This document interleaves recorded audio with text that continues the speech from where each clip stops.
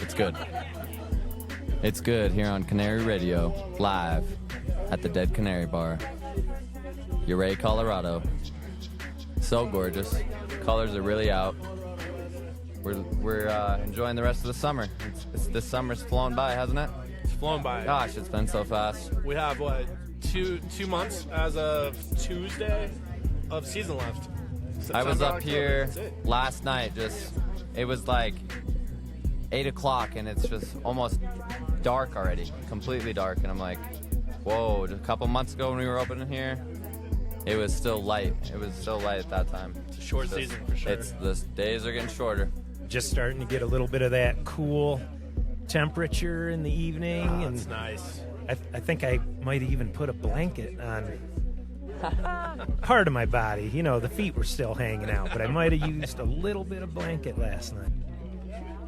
I think we should talk about, we're talking about important things. I don't think anything gets more important than our partners in life. I know for me, Marcia changed my world. I mean, she's the most important thing in my life. The ways that she helps me to achieve goals that I come up with, her support, the way she puts up with me when I'm not being a good person. And the reason I'm bringing it up partially is because I see it in both of you two right now as well. Like, yep. I've known you guys for a while. I've known Shannon his whole life. And might have caught him right into my own hands. That's right. When he was born. And, yeah, our partners, any of this stuff I'm talking about right now is not happening without Marcia in my life, you know? Yeah, it's a valid point. You know, we talked about it earlier. You know, everything we've achieved, we haven't achieved just on our own, right? Whether it's a blessing, whether it's a partner or friends, right? And we all have these successes that are built on other relationships. And, you know, it being, National Women's Day, is that what you were saying earlier, That's Shannon? right. And Family Day. And National Family Day. Women and Family Day. You know, it's a valid point. You got to bring up the partners, you know, and I've met this very special woman in Roatan. We were talking about Honduras earlier. It was it was interesting to meet someone like Wendy in Roatan and how we've connected, you know, in a short period. And a lot of the things that, you know, we talk about doing going forward, you know, Wendy's a big advocate there. She already is. She's a social worker, so she's already doing a lot of the work, you know, just in her day job. And, you know, she's really been a big advocate on the purpose and what can we give back with. And so you're right. So it's a great time to appreciate those partners in our life. It's amazing to meet someone that's on the same page. You come in, you got the same rhythm. You guys work well together. That's right. Yeah. Just like you and Adriana here, right? Canary Radio would not be here without my girl, Adriana. I wouldn't be in Ouray without her, probably. Tell the folks a little about her. Not every listener knows. Well, she's an amazing cook. She's currently the head prep cook of the Full Tilt Saloon. And we met in Paonia at a karaoke night right after COVID was kind of winding down. There was one bar in Paonia. They finally had something going on. Everyone was out there. We'd all been cooped up, and it was still kind of tense with the COVID situation. Everyone was supposed to be wearing masks, so I had a mask, but I didn't always have it on, and the bartender kept yelling at me saying, "You need to put your mask up, put your mask up." What song did you hook her with? You know, that's a great question. I don't remember what I sang that night. Starry eyes, you know, I don't know. But what I do remember is getting yelled at to put my mask on. I knew her aunt from the past. And I went up to her aunt and was going to ask her, how come the bartender never yells at you for not having your mask on? You don't even have a mask with you. And I went to talk to her, and she was talking to somebody else, but I looked over, and boom, Adriana was staring right at me. And I was like, we were just face to face. I was like, yeah, I'm talking to you now. Love it. Yep, it was really good. I've seen so much growth and maturity in your life since you met her. She's been the best. I've never liked Influence. Shannon's girlfriends before. Yeah. I have never liked them. I just, Not till Adriana. I'll pull him aside Yep. and just go, what in the world are you thinking, Yeah. dude? And I don't want to be that person. Trust me. I don't want to be like that. Right. But He I've was just, but I was right, right? Shannon, I've only it's- had like 3 really serious girlfriends that were more like, close to like a year range of in there for a year. My last girlfriend I lost after I was living in Grand Junction, got diagnosed with scoliosis, and they put a big lidocaine patch on my back. And it numbed everything. I'm a skinny guy. Just numbed everything. I peed in the bed. And she wouldn't quit calling me a bedwetter. She wasn't worried about my health, worried about any of the stuff I was freaking out about, just calling me a bedwetter. That's just mean. Oh, it came out of nowhere. She had not been so mean before, but Dad knew. Dad saw it here. You got to listen to the people close to you when they make comments. You don't always have to make decisions based on their point of view, but the people that are looking out for you usually can see some of those red flags a little brighter than you can when you're in the middle of the beginning of relationships. This is It's my to lady. our women. Yes, Nationals our Women's women. Day, to the ladies. and our partners. We're raising a glass of this delicious mimosa. She wouldn't have a phone. She didn't have a phone, so she would just knock, and she'd ask if I was there, and we'd go on a really wholesome date. We'd go out and go do something, and it was a good way to connect. We didn't spend like a lot of time texting in the beginning, and just like getting everything out there. It just developed really naturally, and it was really good. It's great when that happens. It's not a given. It doesn't happen very often, and when it does, it's scary and amazing and all that at Yep. once. Those guys would come visit me, and they'd go up to the deck off of the garage, just this beautiful view, and they'd stargaze and talk all night long. I'd like wake up in the morning, and they're out there talking still. Yep. It's like, oh, I love this girl. Tuesday is our 3-year anniversary. Holy smokes, This Tuesday, Tuesday. 3 years. Yep. That's a big one. Yeah. All the factors that led to me meeting you in your life and my life, all the things that led us to the same place, same time, and we're able to get together. And Well, yeah, Jeremy Jeez. and I were having a beer together. That's right. We were having a beer together talking, and the phone rang, and it said, Shan Dog. And I go, hey, buddy, what's going on? And he go, Dad, you're not going to believe this. Are you sitting down? And I go, yeah. And he goes, I scored a house in Uray. I'm coming back. And I went, no way! And I kind of flipped out and hung up the phone, and Jeremy goes, what are you all excited about? I said, my son's moving to Uray tomorrow. And he goes, send him down to the restaurant. I'll give him Yep. 40 hours tomorrow. That's right. got a house and a job in the same day. And that couldn't have been any better growth for me and my partner because, yeah, we were going through a tense situation with our work in Paonia and living at my mom's. We were living together, but still with my parents, and just all tense. And finally, independence, some freedom, an opportunity, and we just jumped on it. It was super short notice. We just moved down, boom, in that day, and just Yeah, it's been amazing. Yeah. You've been a great help on the front of house, and Adriana has been life-saving in the kitchen as a head prep cook. She basically runs that kitchen Yep. and makes sure we have what we have, and she supports Chef Larry. And it's really just been a blessing that they came to town. yeah. Have a house, a job, stable. It's You got a good. sweet pad in Uray, Yep. working at two of the Yep. coolest restaurants in town, and Yep. yeah, get to hang out with Krista. I mean, that alone is worth. Kristen and I did a charity event together long, long ago. I think she was still in high school. Were you No in high kidding. school? What's that? 18. Wow. We were down in Mexico. Oh, no We were kidding. renovating a library, and we built a pergola. Bought a piece of property for the Cofra Dia Indian tribe in Mexico. Wow. And built a pergola so that people could have a place to go and escape the heat.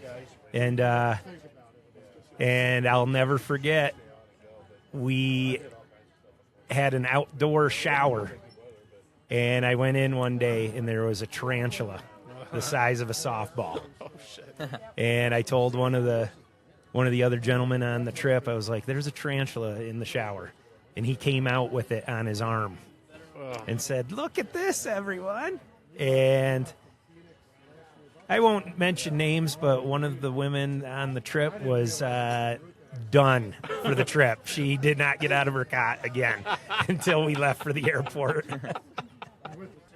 Let's talk about near-death experiences. You guys had any? Oh, I'm I've going to do a had segment 4. here. This is Campfire Stories segment. Campfire stories. Yeah. I've had 4 of them. 4.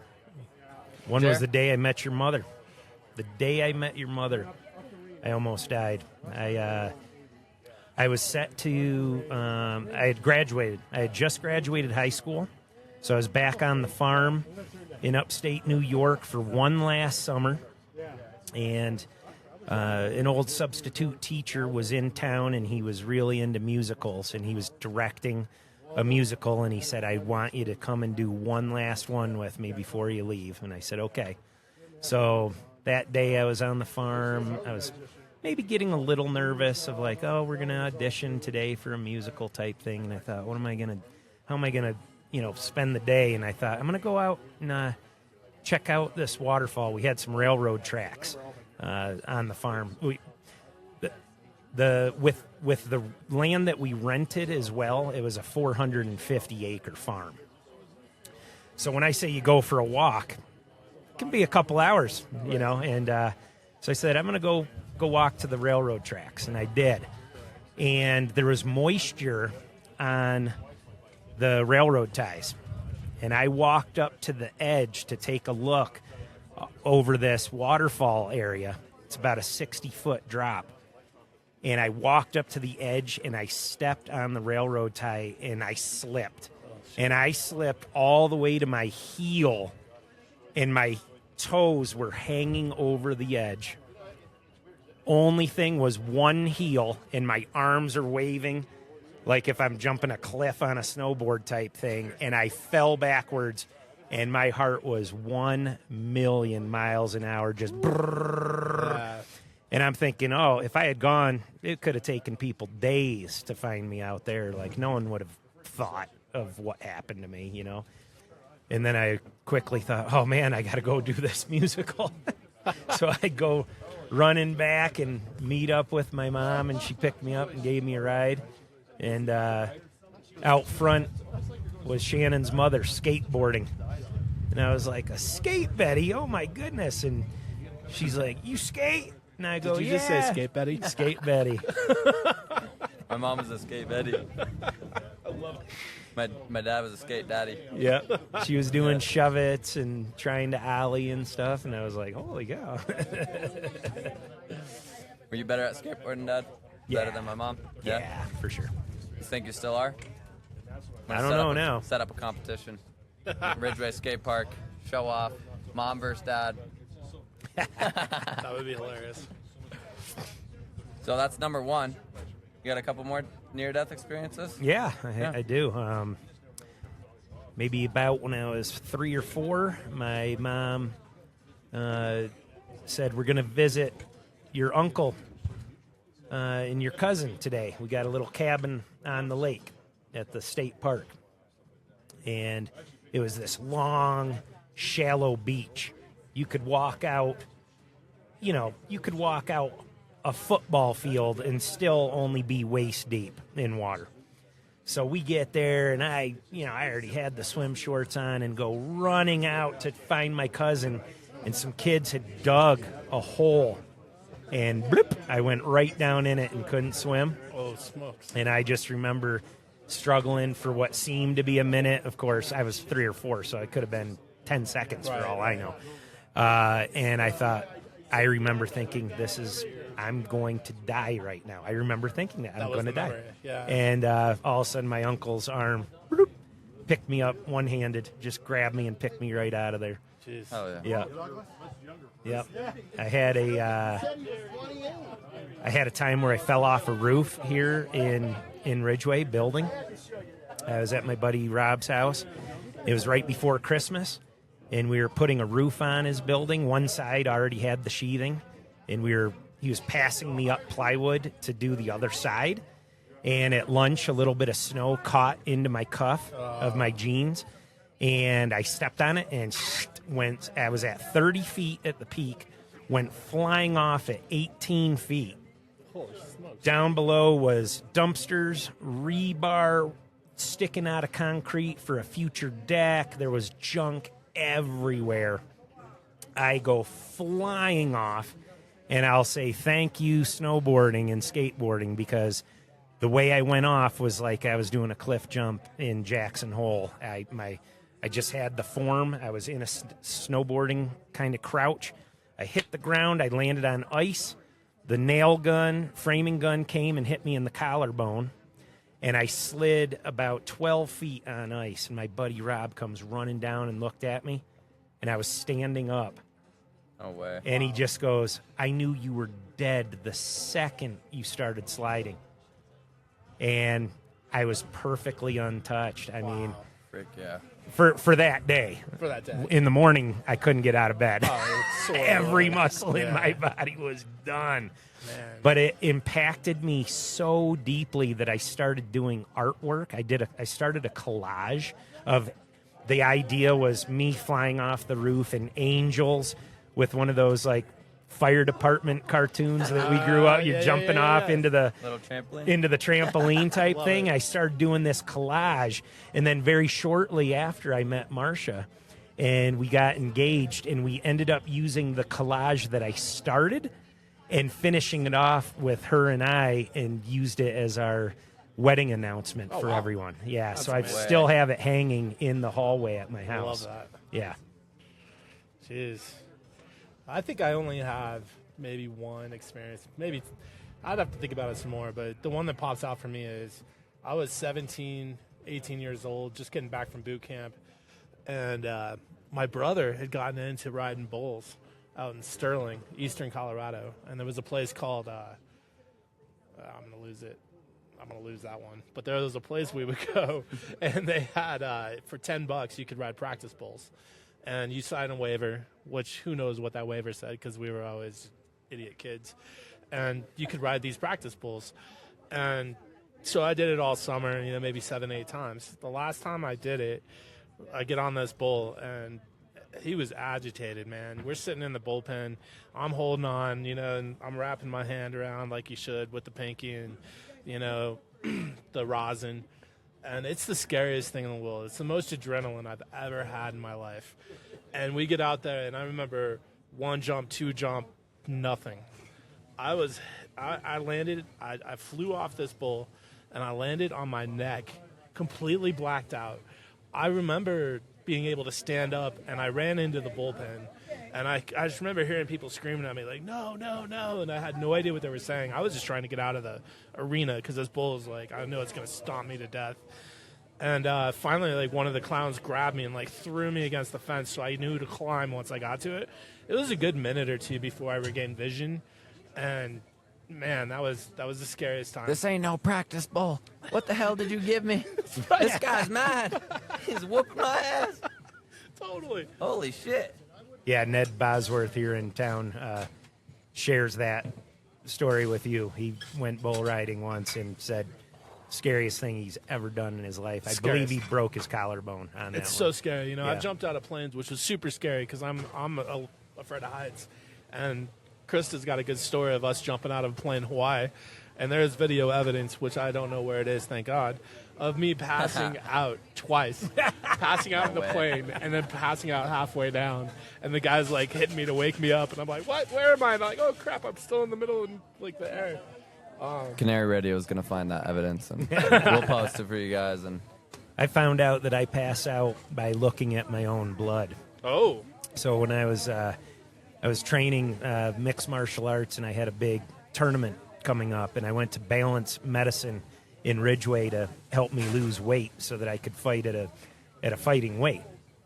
And they did some blood tests that were going to find out which foods I had minor allergies to. We think of allergies as you eat something and you can't breathe, but in actuality there are dozens of foods that you might have a minor allergy to that just give you inflammation, right? And if you're competing, you want every edge in the world. You don't want inflammation. Right. So we went in, and he starts taking blood, and I watch one vial fill up, and he puts it aside. He puts up a second vial, then a third, and I go, how many of these are we doing? And there's like a pack of 80. He goes, all of them. Boom, I instantly passed out. Tell you the worst scam, going to donate plasma. Oh my God, for me, because I can't do that either. I went to go donate some blood, do plasma, make a couple bucks in college. Hey, no, that was my sir, business not plan for too me. at 17. I was $45 give for it plasma. back. Give it back, because I was passing out. Yeah, wasn't even halfway done. I'm like, I'm not gonna do it. And it wasn't a scam at all. They paid me the money and they gave it back. So Yeah, they gave the blood back. they did. Missed a bit of plasma, They probably. put it but back into you. They did. Yeah. What? I was having a rough time. I was going cold. I didn't bring a blanket. There's like these veterans in there that are experienced making money in plasma business, and they got their blankets. And man. not me. No. Your sister has the same thing. No way. I took her in to get some blood work done, and we thought maybe she was anemic. And they stick the needle in, and she starts looking at it. And I said, "Hey, Dee Dee, don't do that." I said, "We have a history of kind of passing out." And she goes, "Well, I think it looks really cool. I want." Boom. Yeah. It just passed right out the second I said it. I passed out thinking about it. I got a near-death experience for you guys. Lived in between here and Ridgeway. You're in Ridgeway, Yeah. right? And there's this big mountain behind our property. And my good old friend Rhiannon, me and her, I used to just hike that mountain all the time. I would just go up all different sections of it, just see how high I could get. And one time we were doing it together, and we went up there, and we're talking about how to get back. And there was literally a fork in the road, and it's like, no, we go this way. No, we go this way. So I was like, all right, you go that way, I'll go this way, and we'll see which end actually brings us home. And she went, and I went, and I was just running. We were racing back home, and I must have picked the wrong fork in the road, because I ended up full slide, just was like 10, just sliding, and realized, this is a straight cliff right here. And it was really like a cartoon, too, because I just was grabbing on a piece of something sticking out of the dirt, that just some little twig at the end, just holding on for dear life, because I would have just flown off that mountain. Yep. And I pulled myself up off the cliff and just walked back up, took the other fork in the road. Yep. And survived that Happy day, to but lose holy that cannoli. race today, right? Yeah, she beat me. What do you think about this AI that's going down right now, where they can write out resumes, they can write out, essays. It's dangerous. It can take your voice and call someone and have a conversation with a family member, and now it sounds like you. Totally. Like, it's dangerous. at We what got point these do deep fakes. we- We don't know what's real and what's just a computer anymore. Right? Before we're There's just gonna be fighting. laws. There's going to be new laws introduced to somehow. But are the laws going to be prohibit fast this enough? stuff. AI is already here. So It's AI is definitely- already doing the things that it's already taking people's jobs, marketing jobs. It's already, allowing students to get past tests that they probably shouldn't with essays, and because there's nothing to detect if it's AI or not. You can detect perjury, right? We have software for that. You can detect when it's like a robotic voice or whatnot. But how do you detect when it's copying your voice pattern, and maybe even using pictures to create a video animation of you on a Teams call? What do we have to protect people from that? Because that just looks get real. better and That looks better, real yeah. to me. How is that going Yeah. to stop me from giving? It's going to affect justice in Yeah. our world. Totally. This is a big deal. This is like Minority Report, almost like, right? It Absolutely. changes everything. It's going to change everything. How can you present evidence in a court of law ever again? That you can guarantee to be absolute truth. Unless, you can't trust video. No, You can't trust audio. no. I don't know. We're going to have to create a way that there are, we call them like metadata, in the sense where you got all these packets going across networks. That's essentially what we're talking about, is ones and zeros, bits and bytes, right? Well, the bits and bytes are a little smarter now. They can manipulate voice patterns and visual patterns, right? But we need to come up with so back in the day when this was more of a computer problem, we came up with these certificates we came up with these like SSL encrypted certificates that say, I am a bank. I am the bank that I say I am. So when you log in, you can go to this little widget at the top of the screen, and it'll verify that I am who I say I am. But we don't have that for personal communication. We don't have that for a lot of other things, in the sense of how do we prove a human is a human and doing what they're supposed to be doing, versus a hacker or a group of hackers that stole an identity and now are exploiting this identity for every penny it has. It's a tough question. We've already had struggles with verification of information, data in court and anything in law, and it's already really tricky, and it's just getting trickier for sure. Yeah, I mean, how much do you put on the consumer where you have this two-factor authentication on all our phones?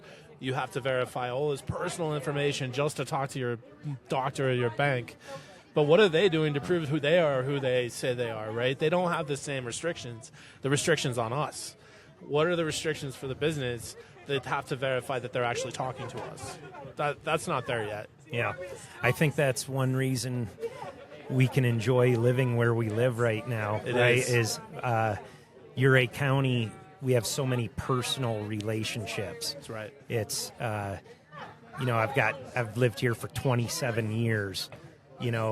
Has anyone ever not been satisfied with my work? Yeah, Sure. It happens, right? Yeah. But I've also got 27 years of reputation of people that are really happy, right? And you get to be face-to-face. You get to work with the client directly. For me, at least, I'm old enough, I'm close enough to being done with the working for money world that it's not going to affect me as much as it is my kids, but I worry all the time for the kids, the world they're growing up in. It's a whole big, complex enchilada that we didn't have.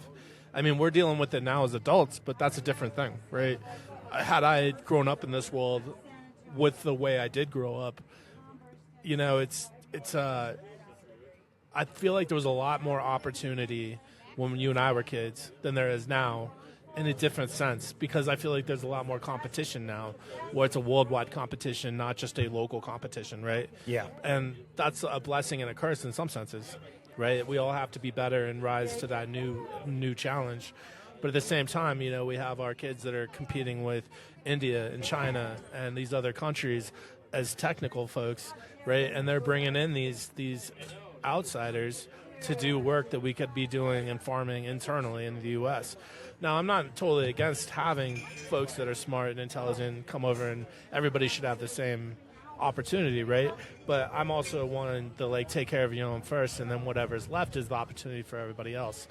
We still have an obligation, I think, to our citizens and making sure there's opportunity where they don't have to do some unnatural things, right? Yeah. Like hacking and But it seems like there's always, no matter what the generation is, there's always a way to get to that next level.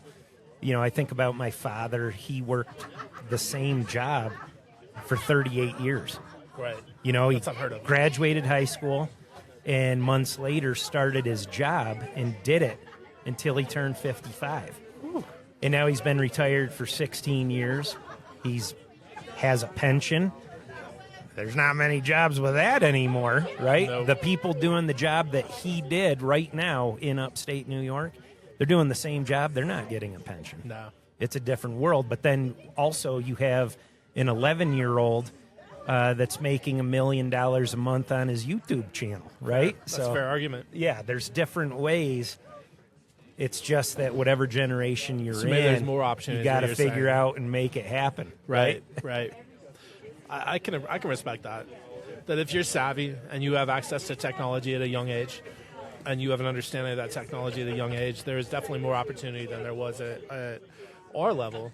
But that's a lot of ifs, right? Let's talk about how many people have that benefit, that have that internet access, have that time with a computer, and the ability to pay for a professional, YouTube account. And it's just little things like that.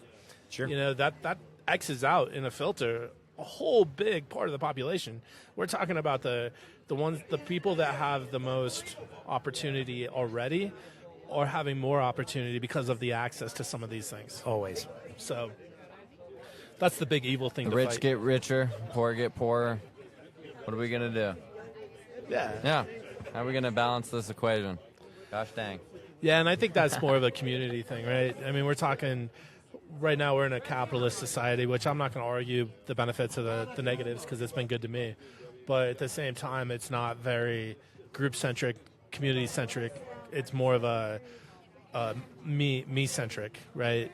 And I think that's something that we could all do better as a society is like work together to create more of a community where everybody benefits and we don't have this lopsided, billionaire versus, I barely make $5 an hour in this state and I can't live here. Absolutely. And in our little communities, we value community so much. Right. About working together, supporting each other. But you take that to a larger scale, suddenly you're a communist. And it's like all about, sharing, and we don't do that. But that's how we live down in these small towns. Yeah, I think it's a little different based on perspective. And in a small town, it's more in your face, how we all are cogs in a wheel that support this community, right? Yeah. And that's something where we all work together to benefit each other. I think when you start getting into larger scale economies, the cities, that has to be looked at in a different fashion, right? And maybe that's a sense of where we're shrinking those communities, where there are actually sub-communities that live off each other versus this global supply chain that we're dealing with right now where, I don't have to deal with my community necessarily to get what I need. And maybe that's a way we can work towards that is like you actually have to work through your community, your local community to get what you need. There's no more of this, I can just order from China for half price or, whatever it may be. Sure. My old land partner, James, taught me something about that a long, long time ago. He was one of the first people I knew that was buying a dozen eggs for $4 because they were organic and off of a local farm. And I'm just thinking, oh my gosh, how could you ever spend more than 99 cents on a dozen eggs, right? Right. And he said, Josh, you just make the decision to do it because it's the right thing to do. And soon it's a part of your life and you don't think about that $3 anymore. And it really impacted me in a lot of ways. I'm not going to say can everyone in the world afford $5 for it? I get it. I understand that we have to be thrifty, but that did teach me a big lesson about what is more important. Right. And what hit me for that was the more important part was spending the money on the good food now instead of medical bills later. Right. And helping your community locally, because a lot of us get too tied up on the national news. Right. Get really freaked out about yeah. politics and the news, and what's real Right. living around here is We know how what's you real. impact your community. Yeah, every day is an impact to the community, right? And that's what's awesome about the small town, in my opinion. I've lived in big cities. I lived on an aircraft carrier for a long time, and this is a small town that I've lived in for a hot minute as well. And I think the benefit for the small town to me was it stripped all these distractions that a city gave me. Right? Like I could go to a coffee shop, I could go to a bagel place, I could go to the movie theater, I could go to the mall, whatever it is. I have 100 things a day that can distract me in the city. And this beautiful little town of Ouray, if you're not climbing mountains and like out in the wilderness, there's no distractions. And it really makes you look at yourself and like, who are you as a human? And then it also teaches you that point of where your impact to community is, right? And we see that you coming from upstate New York to Ridgeway and seeing your impact on the community, right, and your employees and the whole thing, it gives you that power, whereas in the city it's a little muffled, I think, with all the noise. It's a little harder to hear. It's a little harder to get that going. I've never lived in a big city, but I can talk to the people of Ouray, and man, we don't waste a minute, right? That's it's right. like you don't say, hey, what'd you do this weekend? Nothing. You don't hear that one very often. No. It's you talk to someone in Ouray County and you go, what'd you do this weekend? Well, Friday night we had a wedding and we danced and did karaoke all night. Saturday morning we woke up and hiked Courthouse. And then when we got back from Courthouse hike at 2, we thought, oh, there's enough time to blow up the inflatable kayak and head down the river to the reservoir. And when we got there, our friend had a houseboat party, so we were dancing on that one all night. And Sunday, it's just we live a full life up here. And Full Raccoon, life. he's another one that talks about it. He blows trumpet here 3 times a week at Dead Canary. Yeah. And he's like, where else in the world can you get up in the morning, do a Via Ferrata, one of the only 3 Via Ferratas in the U.S., not the world, the U.S. Yeah. Where can you wake up in the morning, rock out a Via Ferrata, come into town, have a top-notch lunch at one of many chef-run restaurants, go back in the afternoon to the reservoir to paddleboard, or go up into the mountains and do a nice hike, and then come back and sing karaoke, in one of the bars. Like, this is a full life that you live in this town. Yeah. I love it. Did Shannon tell you about his brother Boaz doing all 3 Via Ferratas in the same day? In one day. That's amazing. So he turned 14, and he's a really purpose-driven kid, right? Yeah. He quit eating sugar when he was 8. Okay. He read about refined sugar, woke up, it said, Dad, I got an announcement. I'm not eating sugar anymore. Yeah. And his mom makes a mean homemade chocolate cake. He doesn't eat it for his birthday. He won't eat sugar. And he's been that way since he was 8 years old. That's awesome. So he turns 14 and he goes, has anyone done all 3 of the Via Ferratas in one day? It's like, call Logan. So he calls up Logan, and Logan's like, I don't think anyone's ever done it.